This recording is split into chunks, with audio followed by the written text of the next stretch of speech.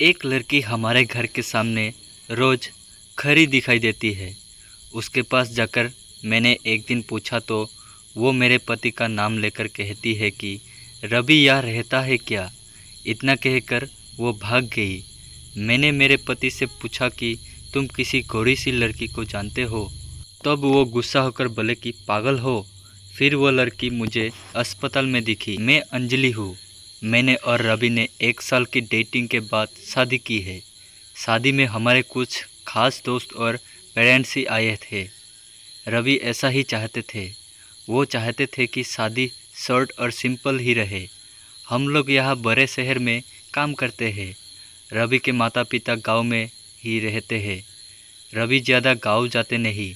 जब कभी mummy papa को मिलना होता है तो वो हमें शहर में आकर ही मिल लेते हैं। हमने एक छोटा सा घर भी यहाँ अभी लोन पर ले लिया है। शादी के चलते मैंने अभी नौकरी छोड़ रखी है। हमारा घर रोड के साइड में ही है। खिड़कियों से रोड दिखाई देती है। हमारे किचन की खिड़की से भी रोड दिखाई देती है। रवि का ऑफिस का टाइम सुबह 9 बजे का है।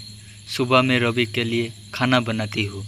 मेरी नज़र खिड़की के बाहर गई और रोड के दूसरी तरफ एक लड़की ज़्यादा उम्र की नहीं थी, 26 की होगी, हमारे घर की तरफ देखती रहती थी। पहले दिन मैंने सोचा कि कोई होगी, लेकिन वो 3 से 4 दिन लगातार आती मुझे दिखाई दी। मेरे मन ने सोचा कि जाकर उससे बात करूं, शायद किसी और घर समझकर हमारे घर की ओर देखती रहती होगी। सुबह रवि सोए हुए थे। वो फिर वही दूर खड़ी हुई दिखाई दी और हमारे घर की ओर देख रही थी। इस बार मैं बाहर गई। उसने मुझे आते हुए देखकर अपनी ओर देखा और घबरा गई। मैंने उसे पूछा, आपको क्या परेशानी है? आप किसे ढूंढ रही है? वो घबराई हुई बोली, रवि यही रहता है। मैंने बोला, हाँ। आप कैसे जानती है? वो इतना सुनकर घबरा कर चली गई। मैंने पीछे से उसे आवाज़ दी पर उसने सुना नहीं। मैं अपने घर में वापस आ गई। मेरे आने पर रवि उठ गए थे। पूछा, कहाँ गई थी? मैंने बोला, पता नहीं, एक लड़की है, वो हमारे घर की तरफ देखती रहती है। और मैंने जब जाकर उससे पूछा तो तुम्हारा नाम भी जानती है। तुम किसी गरीब सी सुंदर लड़की को जानते हैं? रवि ये सुनकर भड़क गए। बोले, पागल हो क्या? कोई कुछ भी बोलेगा और तुम मान लोगी क्या? लेकिन ये सुनने के बाद रवि के चेहरे का रंग जरूर उड़ गया था। मेरे भी दिमाग में कुछ कुछ चलने लगा। रवि जब शाम को आए तब मैंने इस विषय में कोई बात नहीं की।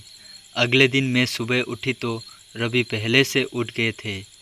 मैं किचन में गई तो किचन की खिड़की लगी हुई थी और बड़ी मुश्किल से खोलने पर खुलती थी। मैं कोशिश कर रही थी लेकिन ऊपर वाली कुंडी मुझसे नहीं खोली।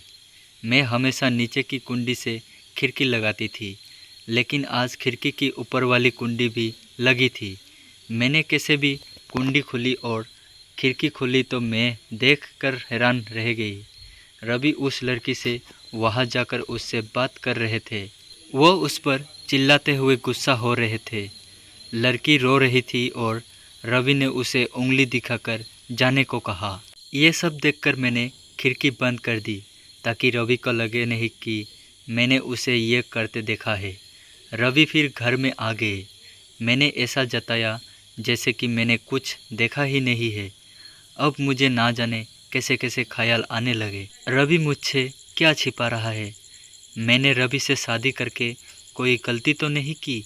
आखिर वो लड़की कौन है और रवि उस पर इतना गुस्सा क्यों हो रहे थे? रवि के जाने के बाद मैंने रवि के सारे दोस्तों को, जिन्हें मैं भी जानती थी, उन्हें फ़ोन किया, लेकिन किसी को भी उस लड़की के बारे में नहीं पता था। मेरी समझ में नहीं आ रहा था कि क्या हो रहा है।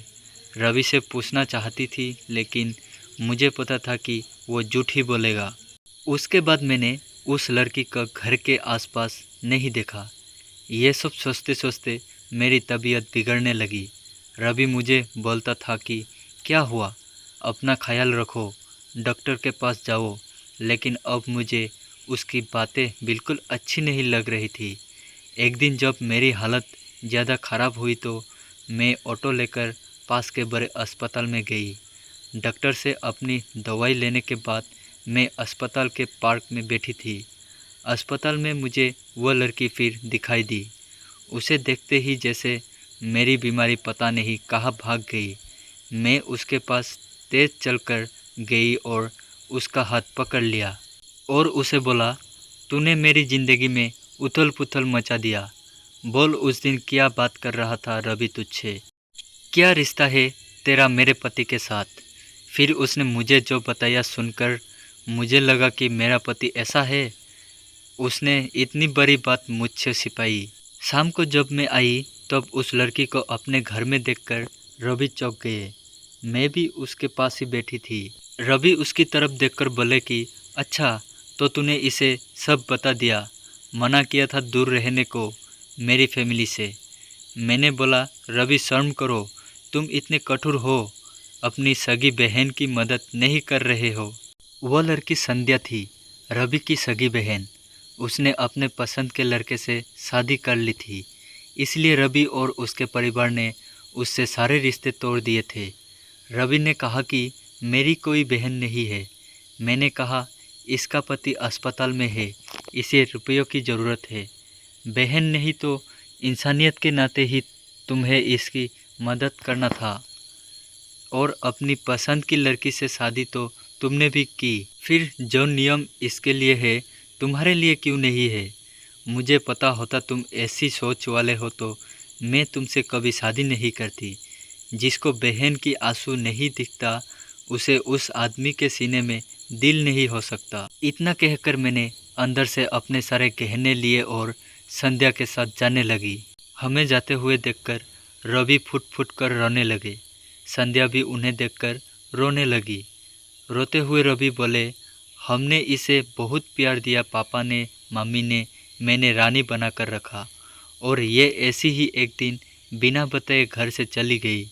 हमारा प्यार तूने नहीं देखा? इसके लिए मैं रात भर रोया कि कहाँ होगी, कैसी होगी मेरी बहन। तब इसे भाई और पापा की याद नहीं आई? अरे मुझसे कहती तुझे क्या करना है, ऐसी ही चली गई थी ना, अब क्यों आई है? बहन भी बोली, भैया मुझे लगा आप लोग नहीं मानेंगे। उन दोनों भाई बहन को रोते हुए देखकर मेरी आंखें भी भर गई, पर आंसू के साथ जैसे सारे गिले शिकवे खत्म हो गई। वो खुद अस्पताल गए संध्या के साथ। मम्मी पापा को भी बुलाया। दोनों ने बेटी को बड़े प्यार से गले लगा लिया। अब अस्पताल में संध्या के पति की हालत बहुत अच्छी है। डॉक्टर ने कहा कि जल्दी डिस्चार्ज हो जाएंगे। रवि की आंखों में मुझे एक अलग सुकून अब देखने मिल रही है। रवि ने संध्या को कहा, अब कुछ करेगी तो माफ़ नहीं करूँगा। हमेशा मेरी प्यारी बहन ही रहना। जिंदगी बहुत छोटी है। आपके अहंकार में इतना सुकून नहीं है जितना कि माफ़ कर देने में है। एक बार करके देखिए, ज़िंदगी बदल जाएगी। तो दोस्तों, कहानी इतने में ही ख़त्म हो जाती है। आप लोगों को कहानी कैसी लगी कमेंट करके ज़रूर बताइए, और ऐसी ही कहानी सुनने के लिए आप हमारे चैनल पर बने रहें।